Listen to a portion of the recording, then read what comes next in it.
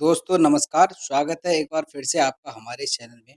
आज हम जो फंडामेंटल राइट्स के बारे में पीछे जो हमने बेसिक है, उसकी पीछे जो लास्ट वीडियो थी उसमें हमने उसका बेसिक के बारे में कवर किया था कि कौन-कौन से जो राइट्स हैं, जो कि अवेलेबल हैं सिटीज़न्स के लिए, कौन-कौन से ऐसे राइट्स हैं जो अवेलेबल हैं यानी कि फॉरेन सिटीज़न्स जो विदेशी जो नागरिक हैं उनके लिए भी, ठीक है?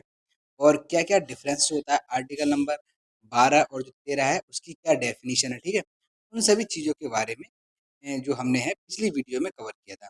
तो आज जो है हम जो शुरू करते हैं इसके स्टेप बाय स्टेप यानी 6 आर्टिकल्स हैं और इन 6 आर्टिकल्स को मैं हर एक सेपरेट वीडियो में बनाऊँगा यानी कि जैसे अगर हम बात करें राइट टू इक्वालिटी की, तो राइट टू इक्वालिटी है वो आर्टिकल नंबर कहाँ से बताता है? आर्टिकल नंबर 14 से लेकर 18 तक जो है वो समानता की बात करता है। तो ये है जो समानता की जो वीडियो होगी, उससे एक वीडियो में केवल और केवल हम इन्हीं आर्टिकल्स को कवर करेंगे। ऐसे ही जो नेक्स्ट वीडियो आएगी, उसमें राइट टू फ्रीडम की बात करते हैं, आर्टिकल नंबर 19 से 22, तो उस पर डिपेंड होगी। तो इस तरीके से 6 वीडियोज़ के माध्यम से हम जो 6 अलग-अलग राइट्स हैं, उनको कवर करेंगे और उसके अलावा भी जो बचा हुआ पार्ट है, वो नेक्स्ट वीडियो में मतलब जो साथ में वीडियो आएगी, उसमें कवर कर देंगे। तो इस हिसाब से देखें तो फंडामेंटल राइट्स पर कुल मिलाकर 7-8 जो वीडियो है वो आएँगी और उसमें अच्छे से जो हम उसको कवर कर लेंगे। चलिए शुरू करते हैं हम जो पहला राइट है वो राइट टू इक्वालिटी। देखो क्या होता है कि अगर एक देश में हम समानता की बात करें तो इस देश का जो भी नेतृत्व करता होगा यानी कि प्रेसिडेंट है, प्राइम मिनिस्टर्स हैं, ठीक है? तो उनकी नज़र में या हमारा जो संविधान बना है उसकी नज़र में जो यहाँ के जो नागरिक हैं, सभी नागरिक समान हैं। यानी कि कोई भी एक ऊँचा या गरीब या अमीर है, कोई भी हाई क्लास का है या लोअर क्लास तो उनमें जो डिफरेंसेस है उनको बिल्कुल खत्म करता है। मतलब क्या है कि एक समानता की बात करता है। राइट टू इक्वालिटी में जो पहला आर्टिकल है वो आर्टिकल नंबर 14 है। ये बात करता है equality before law and equal protection of the law. यानी कि देखो अगर हिंदी में बात करें तो यहाँ पर है कानून के समक्ष यानी कि इस कानून के सामने जो है वो सभी समान है, ठीक है? इक्वल प्रोटेक्शन ऑफ लॉ का मतलब यहाँ पे कानून जो है वो सभी की समान सुरक्षा तक करता है यानी कि जो कानून है वो सभी को प्रोटेक्ट करता है। ऐसा नहीं है किसी एक विशेष वर्ग के लिए वो बनाया जाता है या उसके लिए अलग से कानून बनाए गए हैं। यानी कि कानून की नज़र में सभी जो लोग हैं वो बराबर हैं। तो आर्टिकल 14 हमें क्या बताता है कि स्टेट, अब स्टेट की जो डेफिनेशन थी पिछली वीडियो में हमने कवर की थी, तो आर्टिकल नंबर जो 12 है वो बताता है कि स्टेट की डेफिनेशन में कौन-कौन आता है। अब स्टेट की डेफिनेशन जैसे पार्लियामेंट हो गए, लेजिस्लेचर्स हैं, म्युनिसिपैलिटीज़ हैं या बोर्ड्स वगैरह हैं, डिस्ट्रिक्ट बोर्ड बोर्ड हैं, ये सभी जो है स्टेट की कैटेगरीज़ में आते हैं। यानी कि जो एक एरिया को कवर करते हैं, ठीक है? वहाँ का रूल्स एंड रेगुलेशन को मेंटेन करते हैं, अपने रूल्स बनाते हैं, वो स्टेट की कैटेगरीज़ में आते हैं। तो स्टेट जो है किसी भी पर्सन को इक्वालिटी बिफोर द लॉ यानी कानून के जो समक्ष समानता है, उसको मना नहीं करेगा और कानून जो है कानून का समान संरक्षण किया जाएगा, ठीक है? With in the territory of the India. अब ये जो प्रोविज़न है, वो सभी नागरिकों के लिए है, यानी कि चाहे वो भारतीय हो, चाहे वो विदेशी नागरिक हो, ठीक है? उन सभी के लिए आर्टिकल नंबर 14 अप्लाई होता है। अब यहाँ पर जो अभी पर्सन्स की बात की गई कि ऑल पर्सन्स, पर्सन्स में कौन-कौन आता है? लीगल पर्सन्स भी, लीगल पर्सन्स का मतलब होता है जैसे कि कोई कंपनीज़ हैं या रजिस्टर्ड सोसाइटीज़ होती हैं या कोई भी लीगल पर्सन है, ये सभी पर्सन्स की कैटेगरी में आते हैं। अब हम बात करते हैं एक-एक करके कि इक्वालिटी बिफोर लॉ क्या चीज़ है, ठीक है? तो इक्वालिटी बिफोर लॉ जो है एक ब्रिटिश ओरिजिन है, यानी कि इसकी जो उत्पत्ति हुई है, कहाँ से हुई है? ब्रिटिश से हुई है। जबकि इक्वल प्रोटेक्शन ऑफ लॉ है, ये कहाँ से लिया गया? अमेरिका की कॉन्स्टिट्यूशन से। दोनों ही अलग-अलग देशों के संविधान से लिए गए हैं। इक्वालिटी बिफोर लॉ ब्रिटिश से लिया गया है, equal protection of law America के संविधान से लिया गया है। अब इक्वालिटी बिफोर जो लॉ यानी कि जो पहला कॉन्सेप्ट है, वो हमें किसके बारे में बात करता है? कि वो हमें बताता है कि कोई भी स्पेशल प्रिविलेज नहीं दिए गए हैं किसी भी पर्सन्स को, ठीक है? यानी कि absence of any special privilege in favour of any person यानी कि किसी भी व्यक्ति को एक विशेष जो अधिकार नहीं दिए गए ताकि ऐसा ना हो कि कहीं किसी एक व्यक्ति को अगर विशेष प्रावधान दे दिए जाते हैं, तो और जो लोग हैं, उनमें क्या है एक असमानता बन जाती है कि एक व्यक्ति वो है जिसके पास कुछ अलग शक्तियाँ हैं, अलग पावर्स हैं और एक वो जिसके पास कुछ नहीं है। दूसरा है the equal subjection of all to the ordinary law of the land administered by the ordinary court यानी कि हमारे यहाँ जो कानून है, कानून सभी पर लागू होता है और सभी जो पर्सन्स हैं, उनको समान सब्जुकेट डील किया जाएगा एक ऑर्डिनरी लॉ के द्वारा। यानी कि ऐसा नहीं है कि डिफरेंट पर्सन्स के लिए डिफरेंट डिफरेंट लॉ हो। तीसरा बात करता है कि no person is above the law whether rich or poor, high or low, official and non official यानी कि कानून की नज़र में सभी लोग बराबर हैं, चाहे वो अमीर हो, चाहे वो गरीब हो, चाहे कोई ऊँची ऊँची मतलब हायर सोसाइटीज़ का हो या कोई लोअर स्टेटा का हो। ऑफ़िशियल्स यानी कोई सरकारी पद पर हो या गैर सरकारी पद पर हो, कानून की नज़र में सभी लोग क्या है बराबर हैं। अब हम बात करते हैं दूसरे कॉन्सेप्ट की, वो क्या है कि इक्वल प्रोटेक्शन ऑफ लॉ यानी कि कानून जो है वो सभी की समान सुरक्षा करेगा। यहाँ पे क्या बताया गया है कि जो equality of treatment under equal circumstances both in the privilege conferred and liabilities imposed by the law यानी कि यहाँ पर देखो दो चीजें बताई गई हैं। एक तो इक्वल सर्कमस्टांसेस ऐसे सपोज करो कोई अगर एक्सीडेंट हो जाता है और ये एक्सीडेंट किसी भी एक साइकिल जो चला रहा है उस पर्सन ने किया, ठीक है। और यहीं पर अगर दूसरी तरफ बात करें तो कोई एक रिच पर्सन है, उसके द्वारा जो है वो एक्सीडेंट किया था। तो यहाँ पर एक्सीडेंट का जो केस हो या एक्सीडेंट के जो-जो प्रोविज़न्स हैं, वो दोनों पर ही लागू होंगे। ऐसा नहीं है कि ये हाई क्लास का है, तो इसके लिए कोई छूट दी जाए या ऐसे केवल क्या है कि जुर्माना ही लगवा दिया जाए। नहीं, जो भी प्रोविज़न्स हैं एक्सीडेंट के केस में, चाहे वो एज़ अ पेनल्टी का हो या इन पर कुछ सज़ा का हो, तो वो दोनों पर ही सेम लागू होंगे। ठीक है? दूसरा है similar application of the same law to all persons who are similarly situated यानी कि एक जैसी सिचुएशन में सेम लॉ जो है वो सभी पर्सन्स पर लागू होगा। तीसरा है the like should be treated like without any discrimination यानी कि एक जैसे वर्गों को एक जैसा ही उनके साथ सलूक किया जाएगा बिना किसी भेदभाव के। अब यहाँ पर क्या बात आती है कि जो हमने पहले कॉन्सेप्ट पढ़ा था, पहला कॉन्सेप्ट क्या था कि इक्वालिटी बिफोर लॉ, ये एक नेगेटिव कॉन्सेप्ट है। अब नेगेटिव किस कॉन्सेप्ट में किस आधार पर है? जबकि जो बाद वाला है वो पॉजिटिव है। दोनों का ही जो मेन उद्देश्य वो यही है कि जो कानूनी स्टेटस है यानी कि जो लॉ है वो सभी पर लागू होता है और सभी को एक समान अवसर दिए जाएँ और जो न्याय है, न्याय को सही तरीके से सुचारू रूप से उसको किया जा सके। अब सुप्रीम कोर्ट ने यहाँ पर 2 बात कही थी कि जो इक्वल्स और unequals, equals and unequals are treated differently यानी कि जो एक जैसे वर्ग हैं उनको एक जैसा सैल्यूट किया जाएगा, ठीक है? और अनइक्वल्स को अनइक्वल्स की तरह। अब यहाँ पर देखते हैं कि आर्टिकल 14 ऐसे केस में अप्लाई नहीं होता है। अब ये बात क्यों कही गई है? जैसे मान लो कोई ऐसे हमारे यहाँ प्रेसिडेंट है, तो प्रेसिडेंट के लिए कुछ एक्सेप्शंस रखे गए हैं कि अगर उनके केस में है तो हमारे जो लॉ है वो जो ऑर्डिनरी मेंस जो लोगों पर लागू होता है उसकी तरह लागू नहीं होगा, ठीक है। तो यहाँ पर जबकि हमारा आर्टिकल 14 किसकी बात करता है, समानता की बात करता है। तो आर्टिकल 14 जो है फॉरवर्ड्स क्लास लेजिस्लेशन यानी कि जो विभागीय जो वर्ग है क्लास लेजिस्लेशन जो बंटवारा है उसको रोकता है। ये परमिट करता है reasonable classification of persons object and transaction by the law, but the classification should not be arbitrary, artificial, and evasive. Rather, it should be based on an intangible, differential, and substantial distinction. Now, अब हम बात करते हैं कि rule of law यानी कि जो rule कानून का जो शासन है ये इसकी उत्पत्ति कहाँ से होती है। तो जो कॉन्सेप्ट है हमारा इक्वालिटी बिफोर लॉ यानी कि कानून के समक्ष समानता की जो बात की गई है,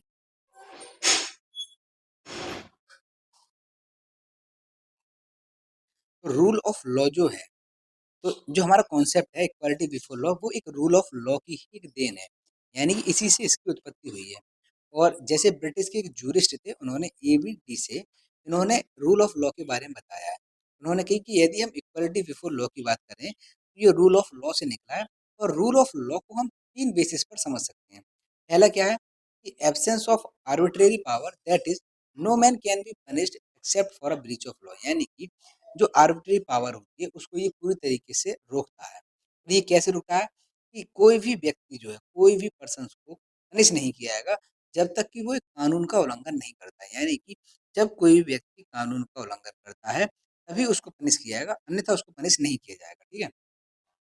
दूसरी बात करता है इक्वालिटी बिफोर द लॉ यानी कि कानून के जो समक्ष जो है सभी की समानता की वार्ता है यानी कि सभी नागरिक जो है चाहे वो गरीब हो अमीर हो हाई या लो हो ऑफिशियल नॉन ऑफिशियल उनको ऑर्डिनरी जो सामान्य लॉ हमारा है कानून हमारा जो ऑर्डिनरी लॉ कोड है उसके द्वारा उसको एडमिनिस्टर जो है वो डील किया जाएगा। तीसरी बात करता है the primacy of the right of the individuals that is the constitution is the result of right of the individual as defined and enforced by the court of law rather than the constitution being the source of individual rights यानी कि यहाँ पर ये बात करते हैं कि हमारा जो कॉन्स्टिट्यूशन है वो क्या है कि एक लोगों के जो अधिकार है उन्हीं का एक परिणाम है कि उस संविधान में दिए गए हैं, ठीक है। और इस संविधान में जो परिणाम जो लॉ वगैरह दिए गए हैं राइट्स दिए गए हैं उनको लागू कराने का किसका काम है, कोर्ट का। ना कि हमारा जो कॉन्स्टिट्यूशन है वो एक सोर्स है इंडिविजुअल राइट्स का। यानी कि आप कह सकते हो कि हमारे जो राइट्स हैं वो किसके सोर्स कॉन्स्टिट्यूशन के। अब पहले और जो 2 दूसरा जो एलिमेंट्स है, जो हमने पढ़ा किसके बारे में बात करता है? एब्सेंस ऑफ आर्बिट्रेरी पावर और इक्वालिटी बिफोर द लॉ। ये केवल और केवल इंडिया के सिस्टम में ये लागू होते हैं, जबकि ये तीसरा राइट है, ये वाला लागू नहीं होता है। ठीक है? क्योंकि इंडिया का हमारा जो कॉन्स्टिट्यूशन है, वही एक सोर्स है इंडिविजुअल राइट्स का। अब सुप्रीम कोर्ट ने ये कहा था कि rule of law is as embedded in article 14 is the basic structure of the constitution, hence it can not be destroy even by the amendment. यानी कि आर्टिकल जो 14 है, जो बात करता है कानून के समक्ष समानता और समान संरक्षण की बात करता है, वो एक हमारे बेसिक स्ट्रक्चर का पार्ट है। और यदि कोई भी चीज बेसिक स्ट्रक्चर का हिस्सा हो जाती है, तो उसको संशोधन के माध्यम से उसमें कोई भी बदलाव नहीं किया जा सकता। ठीक है? तो अभी हमने जो पढ़ा था कि एक्सेप्शंस की बात की गई थी, कि जहाँ पर एक कुछ लोगों को कुछ अलग राइट्स दिए गए हैं, या उनको इस लॉ की कैटेगरी से अलग रखा गया है। Exception the rule of equality before law is not absolute and there are constitutional and other exceptions हैं। कौन-कौन से अपवाद हैं? जैसे प्रेसिडेंट हमारे इंडिया के गवर्नर हैं स्टेट्स के, enjoy the following immunities article 361, यानी कि 361 में प्रेसिडेंट और गवर्नर को कुछ छूट दी गई हैं। अब वो छूट क्या है? जैसे कि प्रेसिडेंट और गवर्नर जो है is not answerable to any court exercise the performance of the power and duties of the office. यानी कि ये दोनों ही व्यक्ति अपने कार्यकाल के दौरान इन्होंने जो भी काम किया है, ठीक है, तो उस काम के प्रति किसी भी न्यायालय में, किसी भी कोर्ट में जवाबदेह नहीं होंगे। ठीक है? यानी कि उसके संबंध में इनसे किसी भी कोर्ट में नहीं पूछा जा सकता। दूसरा, no criminal proceeding shall be instituted or continue against the president or the governor in any court during his term of office. यानी कि इन दोनों पर्सन्स के, प्रेसिडेंट और गवर्नर के, इनके कार्यकाल के दौरान कोई भी क्रिमिनल प्रोसीडिंग इनके अगेंस्ट नहीं की जा सकती है। ठीक है? जब तक ये उस अपने पद पर बने हुए हैं, तब तक। No process for the arrest or imprisonment of the president or governor shall be issued from any court during his office of term of office. यानी कि इनके कार्यकाल के दौरान ना ही प्रेसिडेंट को और गवर्नर को अरेस्ट नहीं किया जा सकता है। चौथा जो एक्सेप्शन है वो ये है, और ना ही इनके आगे जो कोई भी क्रिमिनल प्रोसीडिंग की जा सकती है इनके कार्यकाल काल के दौरान। लेकिन अगर क्रिमिनल जो सिविल प्रोसीडिंग अगर की जाएगी, तो 2 महीने पहले इन्हीं को नोटिस दिया जाएगा, उसके बाद ही ये जो प्रोसेस है उसको चालू किया जा सकता है, अन्यथा नहीं चालू की जाएगी। दूसरा एक्सेप्शन जो बात करता है वो आर्टिकल नंबर 361 ए। ये किसके बारे में से बात करता है? कि कोई भी पर्सन के अगेंस्ट ना ही सिविल और क्रिमिनल प्रोसीडिंग नहीं की जाएगी किसी भी कोर्ट में। ठीक है? और किसके संबंध में? यदि वो पार्लियामेंट या राज्य की जो विधानसभाएं होती हैं, यानी कि लेजिस्लेचर्स की जो भी प्रोसीडिंग्स को सीधे से, मतलब सीधा जो भी हुआ है उसको पब्लिश करता है, उसके संबंध में उसके अगेंस्ट कोई भी एक्शन वगैरह नहीं किया जा सकती। आर्टिकल नंबर 105 इसके बारे में बात करता है, no member of parliament shall be liable to any proceeding in any court in respect of anything said और any vote given by him in parliament और एनी कमेटी देयर। यानी कि ये जो बात करता है आर्टिकल नंबर 105, वो बेसिकली बात करता है जो हमारे सांसद हैं या जो विधायक हैं, कि यदि वो अपने सदन में हैं और सदन में वोट देते हैं, ठीक है, या वोट के अलावा भी एक जिस कमेटी का वो मेंबर है उस कमेटी में भी वोट वगैरह देते हैं, तो उसके संबंध में किसी भी कोर्ट में उनके खिलाफ जो है कोई भी कार्रवाई जो है नहीं की जाएगी। वो स्वतंत्र हैं, जिससे चाहे वो अपनी वोट दे सकते हैं। लेकिन ये जो डिसीजन होता है उनके अगेंस्ट जो पनिश करने का, वो उनकी पार्टी ले सकती है, लेकिन किसी भी कोर्ट में जो है उनके खिलाफ कोई कार्रवाई नहीं की जा सकती है। ऐसा ही स्टेट के संबंध में है। नेक्स्ट आर्टिकल नंबर 31 सी। 31 सी जो है, ये एक एक्सेप्शन है आर्टिकल नंबर 14 के लिए। अब ये क्यों है? क्योंकि देखो, अगर जब कभी भी हमारे राज्य का, अगर राज्य की सरकार बात करें, तो राज्य की सरकार जब कोई भी काम करती है और काम करने के दौरान अगर कोई भी किसी व्यक्ति के जो मौलिक अधिकारों को रोका जाता है उसे एन्जॉय करने से, और वो जो है वो देश हित में ज़रूरी है उस काम को करना, तब आर्टिकल 14 जो है वहाँ पर साइलेंट रहता है। ऐसे ही article number 39 can not be challenge on the ground that they are violative of article 14। Supreme court ने कहा है कि जहाँ कहीं भी आर्टिकल 31 सी का आता है और आर्टिकल 14 जो उस समय पे शांत हो जाता है। ठीक है? एक्सेप्शंस की बात करें, जो फॉरेन सॉवरेन्स होते हैं, यानी जो जो विदेशी शासक होते हैं या एम्बेसडर्स होते हैं, डिप्लोमेट्स होते हैं, वो जब हमारे देश में आते हैं, हमारे देश के किसी दूसरे देश में आते हैं, तब भी उनके खिलाफ कोई भी सिविल और क्रिमिनल जो है प्रोसीडिंग वगैरह नहीं की जाती है। ऐसे ही यूएन और उसके जो मेंबर्स होते हैं उनके संबंध में। तो आर्टिकल 14 को हमने डिटेल में समझा कि कब कानून का समान संरक्षण किया जाता है, मतलब कानून जो है सबका समान सुरक्षा देती है और कब-कब जो है समानता की बात करती है, ठीक है? और क्या-क्या इसमें एक्सेप्शंस हैं जहाँ पर आर्टिकल 14 लागू नहीं होता है, ठीक है? नेक्स्ट हम चलते हैं आर्टिकल नंबर 15। तो आर्टिकल नंबर 15 जो है, वो किसके बारे में बात करता है? Prohibition of discrimination on certain grounds, यानी कि कुछ ऐसे आधार दिए गए हैं कि उन ग्राउंड्स पर यदि कोई भी पर्सन भेदभाव करता है, तो उसको दंड दिया जाएगा, यानी उसको पनिश किया जाएगा। ठीक है, आर्टिकल 14 बात करता है। आर्टिकल 14 कहता है कि द स्टेट, अब यहाँ पर बात करने की बात है, ध्यान देने की बात है कि स्टेट की बात करता है कि state shall not discriminate against any citizen on grounds only of religion, race, caste, sex या प्लेस ऑफ बर्थ, यानी कि हमारा जो राज्य है, वो राज्य इन 5 आधारों पर, इन 5 ग्राउंड्स पर किसी भी व्यक्ति के साथ भेदभाव नहीं करेगा। ठीक है? यहाँ पर 2 वर्ड्स बहुत इंपॉर्टेंट है, एक तो है डिस्क्रिमिनेशन और एक दूसरा है ओनली। डिस्क्रिमिनेशन का मतलब है कि क्या है, means to make an adverse distinction with regard to the distinguish unfavourably from the others, यानी कि एक 2 वर्ग को बना देना, यानी कि एक वर्ग ऐसा जिसके साथ भेदभाव किया जा रहा है, एक दूसरा वर्ग एक ऐसा है जिसको जो स्टेट है वो प्रमोट कर रही है। तो स्टेट पर ये पूरी तरीके से ये प्रतिबंध लगाता है कि आपकी नज़र में सभी जो नागरिक हैं, देश के जो नागरिक हैं वो एक हैं, किसी भी व्यक्ति के साथ भेदभाव नहीं किया, चाहे वो तुम्हारे राज्य का हो, चाहे किसी भी दूसरे स्टेट का हो, ठीक है? ग्राउंड्स भी दिए गए हैं, कौन-कौन से ग्राउंड्स हैं? कि रिलीजन, रेस, कास्ट, सेक्स और प्लेस ऑफ बर्थ। जो दूसरा वर्ड दिया गया था ओनली, ओनली का मतलब है कि जो डिस्क्रिमिनेशन है on other ground is not prohibited, यानी कि इन्हीं 5 आधारों पर भेदभाव नहीं किया जाएगा, ठीक है? लेकिन इनसे हटकर जो है, किसी अन्य ग्राउंड पर उन पर उनके साथ जो है डिस्क्रिमिनेशन किया जा सकता है।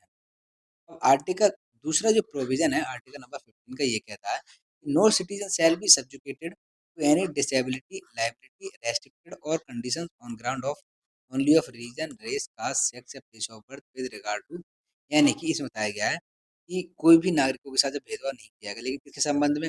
यदि कोई भी नागरिक दुकानों पर जाता है, ये जो सरकारी रेस्टोरेंट्स हैं, सरकारी होटल्स हैं, प्लेसेस हैं पब्लिक एंटरटेनमेंट की, अगर यहाँ पर कोई भी जाता है तो किसी व्यक्ति के साथ भेदभाव नहीं किया जाएगा। दूसरा है, जैसे बेल हैं, tank, watching guards, road, place या public resort maintained by wholly या पार्शली बाय स्टेट फंड और dedicated to the use of general public, यानी कि सरकार के द्वारा जैसे घाट्स बनाए जाते हैं, जहाँ नहाया जाता है, जहाँ पे आम पब्लिक नहाती है। रोड्स बनाए गए हैं, ठीक है? यहाँ पे चलने के लिए या पब्लिक रिज़ॉर्ट हैं, यहाँ पर या तो सरकार ने बनाया है या सरकार का कुछ उसमें अनुदान दिया गया है। तो ऐसी जगह पर भी कोई भी भेदभाव नहीं किया जाएगा। तो इस यहाँ पर हम कह सकते हैं कि प्राइवेट इंडिविजुअल हो चाहे स्टेट हो, दोनों पर ही क्या है प्रतिबंध लगाया गया है कि भई आप जो लोगों से भेदभाव नहीं करते हो। पहले के समय पे देखा जाए, जो एससी या एसटी वर्ग के लोग थे उनसे उनको मंदिर में पूजा करने के लिए नहीं जाने दिया जाता था। और जो कुआँ होते थे, जो टैंक वगैरह हैं या वेल, वहाँ से पानी नहीं उनको लेने से रोका जाता था। तो ये सभी चीज़ें जो हैं वो उस समय पर लोगों को फेस करनी पड़ती थी वहाँ भेदभाव। तो इसी को जो है वो आर्टिकल 15 जो है वो पूरी तरीके से प्रतिबंध लगाता है और एक इक्वालिटी की बात करता है, ठीक है? अब यहाँ पर 4 एक्सेप्शंस हैं। इस संबंध में क्या है कि वहाँ पर ऐसे केसेस हैं कि यहाँ पर जो डिस्क्रिमिनेशन नहीं माना जाएगा। यानी कि ये स्टेट को एक परमिशन दी गई है कि वो बना सकते हैं, कोई भी स्पेशल प्रोविज़न बना सकते हैं वुमेन्स और बच्चों के संबंध में, ठीक है? जैसे कि वो महिलाओं में अगर हम बात करें कि महिलाओं की भागीदारी अगर बढ़ाने के लिए, चाहे वो शिक्षा के क्षेत्र में हो या रोज़गार के क्षेत्र में, तो यदि कोई भी कुछ सीटें रिज़र्व कर दी जाती हैं उनके लिए शिक्षा में या लोकल बॉडीज़ में, तो ये नहीं माना जाएगा कि आप भई जो मेल पर्सन्स के साथ आप भेदभाव कर रहे हो, ठीक है?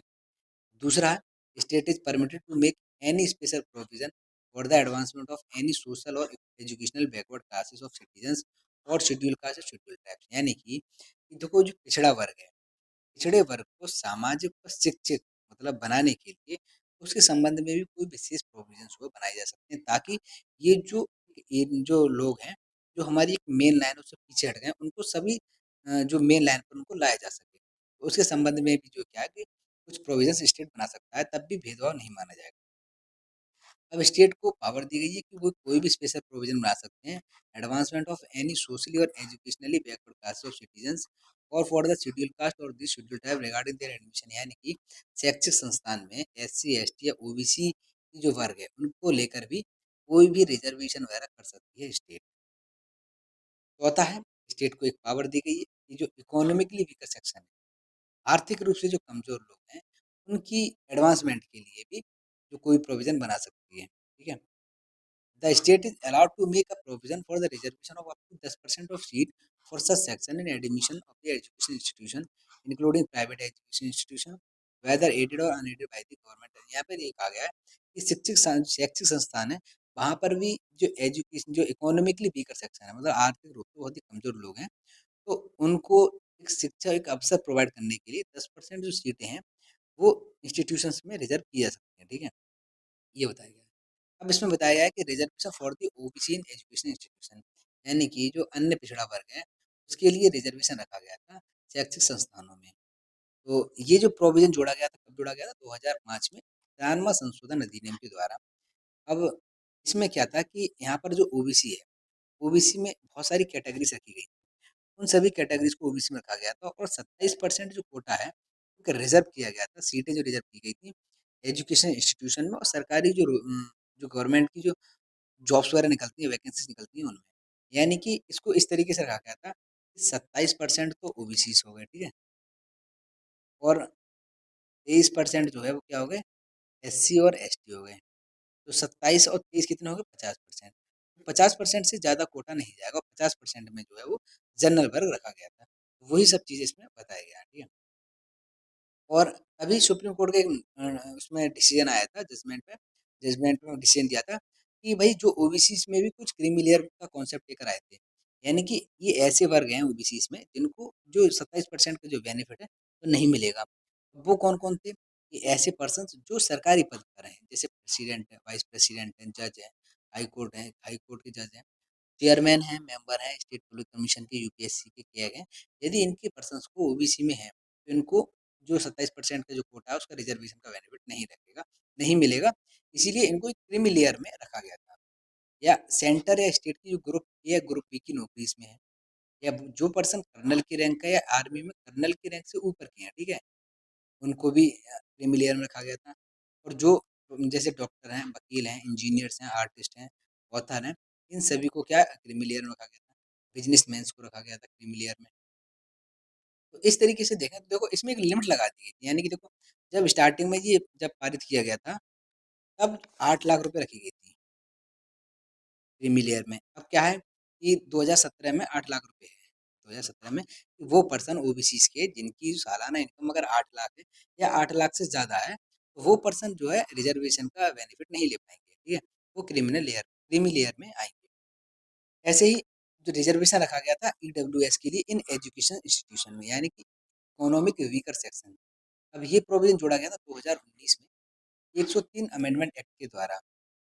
अब इसमें क्या है कि 10% जो reservation to the economically weaker section in admission to the education institution, the benefit of this reservation can be availed by the person belonging to the EWS who are not covered under any of the existing scheme SC, ST और OBCs. इसमें कुछ नहीं, सिर्फ यही है। अब हम बात करते हैं,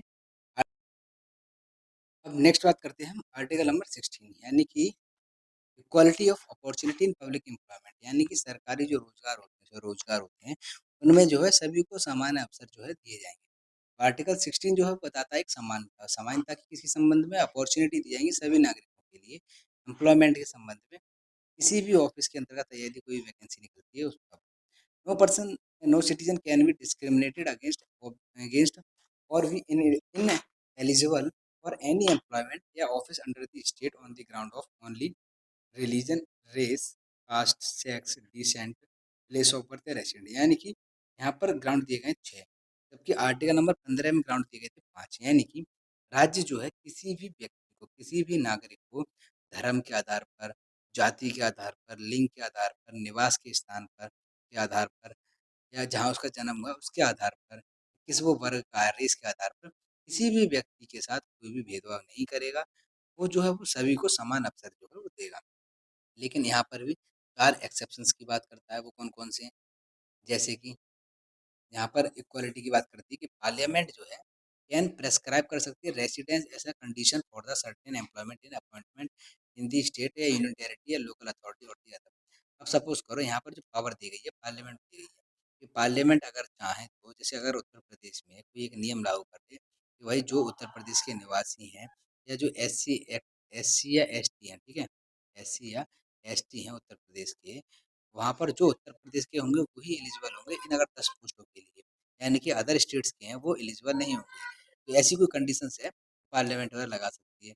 और पार्लियामेंट नहीं, राज्य जो स्टेट है वो भी इनके संबंध में, यदि कोई भी बैकवर्ड क्लास के संबंध में कोई भी कंडीशन वगैरह लगा सकती है, ठीक है?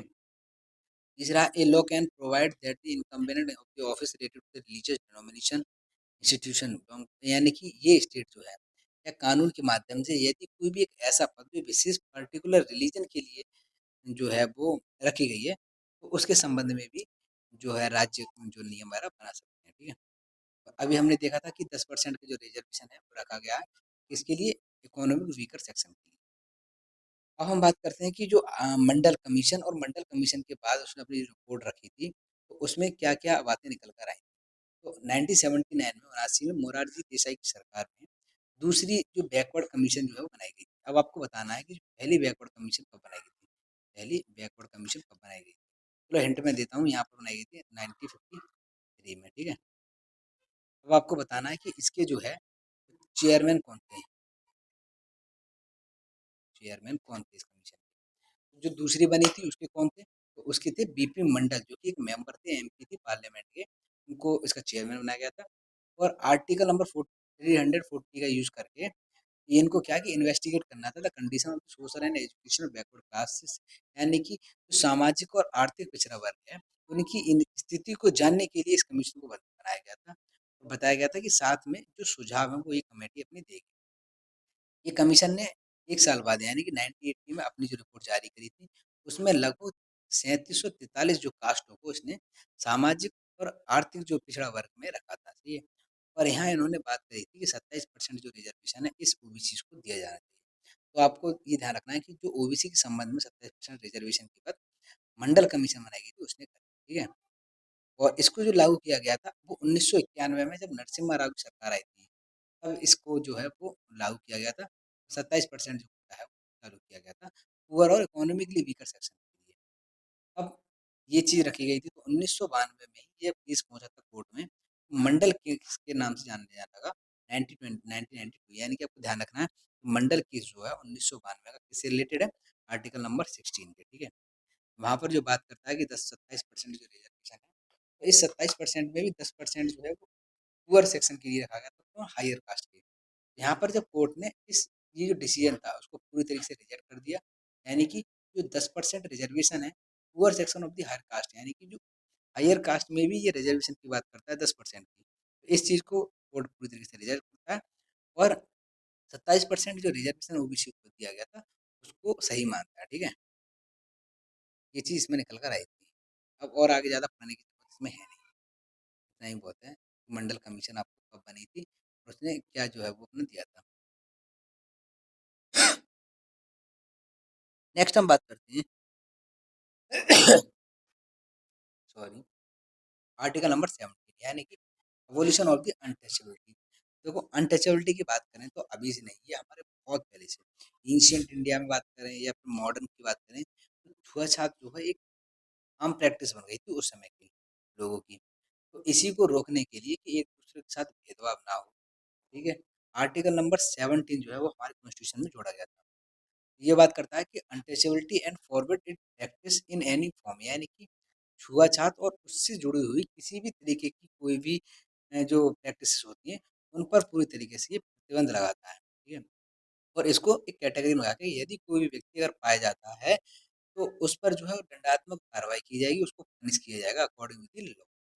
अब 1976 में एक एक्ट आया था, अनटचेबिलिटी ऑफेंस एक्ट 1955, ठीक है? इसमें कुछ प्रोविजंस दिए गए थे और ये प्रोटेक्शन करता है किसकी? Protection of civil right 1955 to enlarge the scope and make penal provision more strict, यानी कि जो कानून है उसको और ज़्यादा सशक्त बनाता है ताकि जो लोग जो हैं कम से कम लोगों के साथ भेदभाव करें और इसको पूरी तरीके से हमारे यहाँ पे खत्म किया जा सके।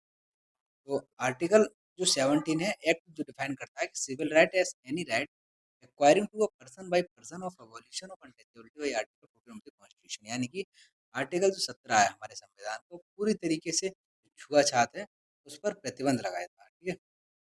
नेक्स्ट अगर हम बात करें कि अनटचेबिलिटी जो टर्म है तो है क्या आखिरकार? किस-किस चीज़ को हम ये मानेंगे कि ये अनटचेबिलिटी है। तो इसको कहीं भी हमारे कॉन्स्टिट्यूशन में डिटेल में नहीं बताया गया है। मद्रास हाई कोर्ट में यानी कि समय-समय पे जो हाई कोर्ट्स होते हैं अपने डिसीजन में ये तय करती हैं कि ये जो केस है या ये जो मैटर है, वो अनटचेबिलिटी क्राइटेरिया में आएगा या नहीं आएगा। तो माइसोर पे जो यानी कि कर्नाटक का हाई कोर्ट है, उसने आर्टिकल नंबर 17 के संबंध में एक अपना जजमेंट दिया था कि article 17 is not untouchability in its literal और grammatical sense, but the practice as it had developed historically in the country. यानी कि इन्होंने बताया है कि यहाँ पर हम बात करें अनटचेबिलिटी की, तो इसकी कोई लिटरली मीनिंग नहीं है कि हम इस चीज़ को कह दें कि ये अनटचेबिलिटी, ये छुआ-छात है। लेकिन इसकी फॉर्म्स होती हैं, जैसे अगर पिछली पहले समय बात करें, तो जैसे ब्रिटिशर्स थे, तो हमारे यहाँ लोअर स्ट्रेटा के जो लोग थे, कि वो जब कभी रोड पर निकलते तो अपने पीछे झाड़ू वगैरह बाँधते थे, ताकि जो वो गंदगाई है, उस समय पे ब्रिटिशर्स का ये मानना था कि जो लोअर स्ट्रेटा के लोग हैं, वो उन्होंने पॉल्यूट कर दिया रोड को, तो वो उसी को साफ करेंगे या वो रात को निकलते थे, दिन में निकल नहीं पाते थे। ये एक तरीके की प्रैक्टिस थी अनटचेबिलिटी की। तो आर्टिकल 17 में ये बताया कि इसकी जो प्रैक्टिस है, उस पर पूरी तरीके से आर्टिकल नंबर 17 प्रतिबंध लगाता है।